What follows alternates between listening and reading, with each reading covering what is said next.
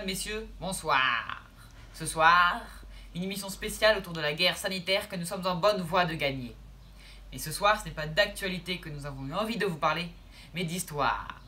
Et pour cela, nous recevons le plus grand savant de toute la Pangolie, Pango 6, bonsoir. Bonsoir Pango TF1. Avec vous, nous allons revenir sur tous ces moments où l'histoire des pangolins a croisé l'histoire des humains. Car le Covid-19 n'est pas le premier affrontement du genre. Effectivement, les pangolins ont très souvent influencé l'histoire humaine. Selon le registre de la mémoire pangoline, le premier cas connu eut lieu en 800 avant Pango-Christ, en Égypte, où les pangolins et les humains vivaient ensemble pacifiquement jusque-là. Ô reine des reines! Ô majesté! Ô Cléopâtre, je suis à tes pieds. À mes pieds? Pas tout à fait.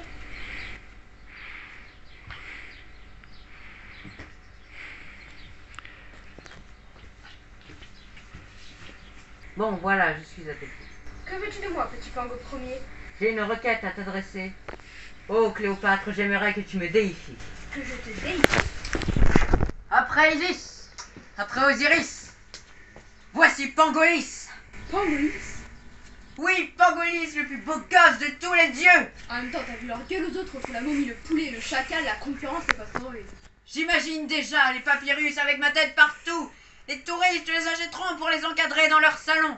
La face sublime de mes écailles se répandra dans le monde entier. Qu'est-ce qu'il y a de drôle? Un dieu pangolin, non mais la tête du dieu. C'est un peu vexant, là, Cléopâtre. Oh, Cléopâtre, donc tu acceptes? Mais non. Quoi? Après tout ce que tu me dois? Déjà, regarde-moi en face quand je te parle. Oh, regarde-moi! Bon, laisse tomber, reviens comme avant. Tu me dois tout, reine des reines. Si ton royaume est ce qu'il est, c'est grâce à mes pangolins. Bah oui, les pangolins éliminent toutes les termites, toutes les parasites, toutes les fourmis de ton royaume. Et ton agriculture peut ainsi prospérer, faisant de l'Égypte le plus riche royaume au monde. Alors me déifier en échange, ce serait pas cher payé. Sans mes pangolins, ce serait le trou du cul du monde ici. Et toi, la reine des ploucs! Ah oui, la reine des ploucs. Et ben, ta déification, tu peux t'en mettre, je pense, connard. Attends, tu peux fermer la bouche, s'il te plaît, je vais m'évanouir là. Casse-toi, pauvre con, tu me salis, allez, dégage.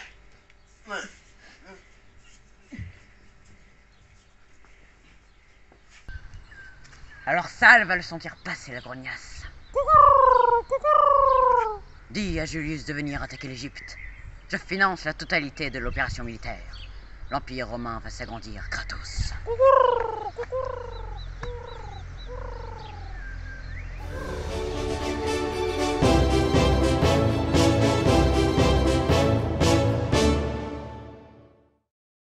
La guerre entre deux tribus humaines, c'est quelque chose que les pangolins ont souvent attisé.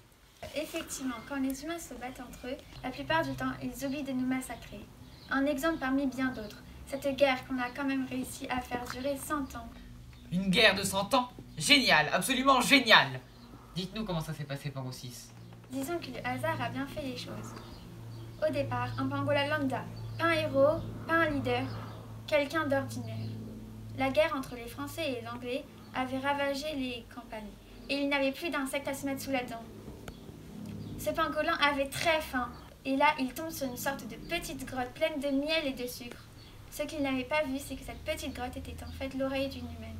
Oui, l'hygiène au Moyen-Âge, c'était pas vraiment ça. Alors il tend la langue, commence à sucer le savoureux mélange, et là il se retrouve tout soudain comme aspiré dans le gouffre. Mon Dieu! Ne vous inquiétez pas, il se retrouve dans la tête de l'humaine sans rien de casser.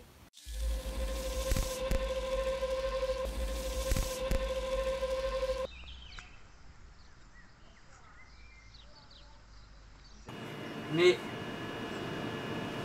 qu'est-ce qui s'est passé? Je suis où là? Qui est là? Qui me parle? Ben, c'est moi. Et toi, t'es qui? Bah moi, c'est Jeanne. Alors au début, il déconne. Jacadi a dit levez les bras.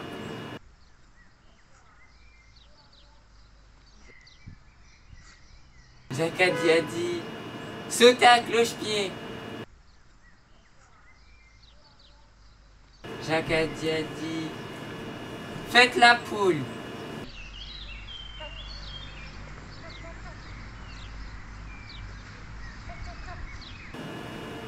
Aboyez comme un chien.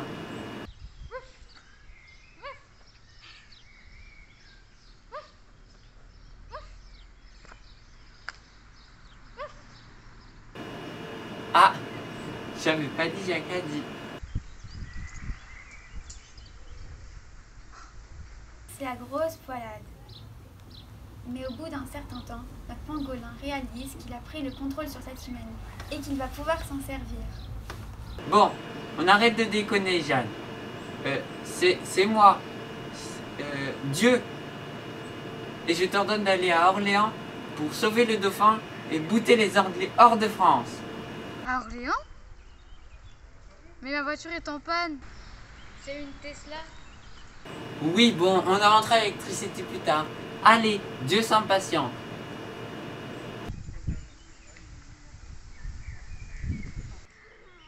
Et voilà, la guerre est prolongée de 20 ans. 20 ans pendant lesquels les humains n'ont pas le temps de s'occuper du pangolin. On doit beaucoup à ce jeune pangolin. Comment s'appelait-il? La mémoire pangoline ne le dit pas, mais entre historiens, on le surnomme Pango Kebab, puisqu'il a fini, comme vous l'imaginez. Salade tomate oignon? C'est pas drôle. Ah bon.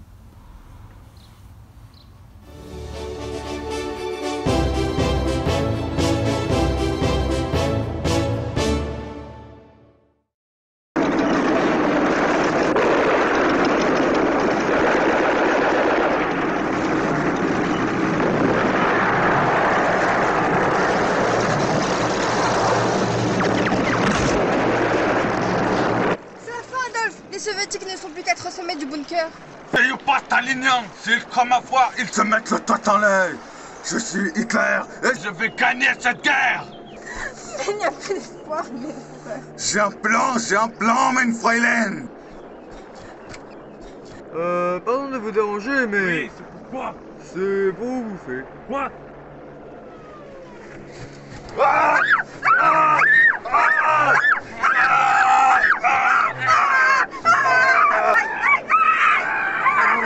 Ah ça, il en a fallu du courage pour mâcher ce petit homme. La digestion n'a pas été facile, croyez-moi. Et je ne comprends pas. Nous disions tout à l'heure que les guerres entre deux tribus humaines arrangeaient nos affaires. Pourquoi avoir liquidé Hitler et mis fin à la Seconde Guerre mondiale? Ça prenait trop d'ampleur. Les guerres humaines modernes sont devenues beaucoup trop nocives pour nous.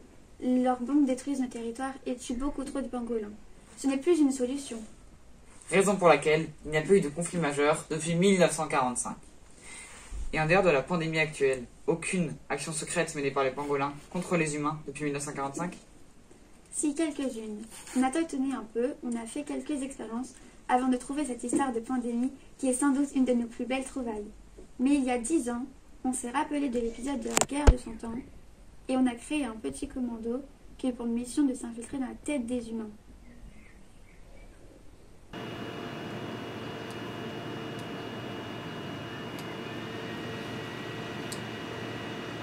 Si la liberté s'entend comme la capacité à faire des choix, non seulement en dehors de toute contrainte externe, mais aussi de tout conditionnement interne, la liberté était un concept accessible à l'homme autrement que théoriquement.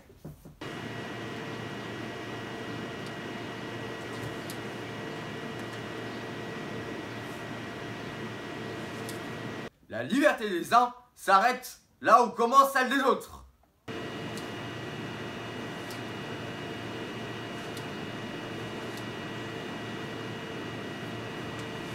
Vas-y, je fais ce que je veux, je suis libre.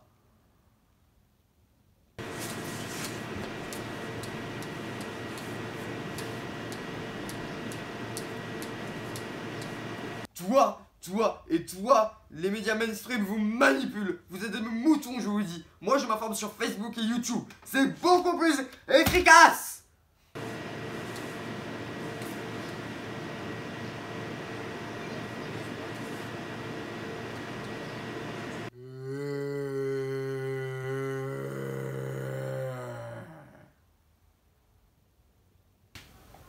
Bon, au final, ça a échoué.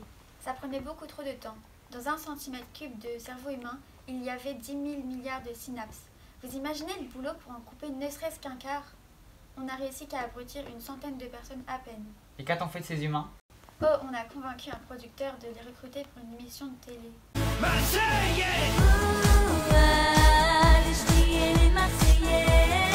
Il y a le pot de chocolat Kim qui est en plein soleil, donc ça c'est un truc qui a le don de m'agacer. En fait, j'allais le faire tout à l'heure, mais vu comme tu me parles... Mais quoi, t'allais le faire tout à l'heure? Arrête, t'essaies d'esquiver là. T'es qui pour me donner un ordre et ramasser un pot de pâte à tartiner? Je suis à 2 doigts d'aller en ramener un deuxième sur le transat pour dire je fais vraiment ce que je veux, tu vois. Ça permettait d'abrutir un peu les humains qui les regardaient sur leur canapé. Eh bien, merci Pango 6 pour toutes ces explications à la fois objectives et scientifiques.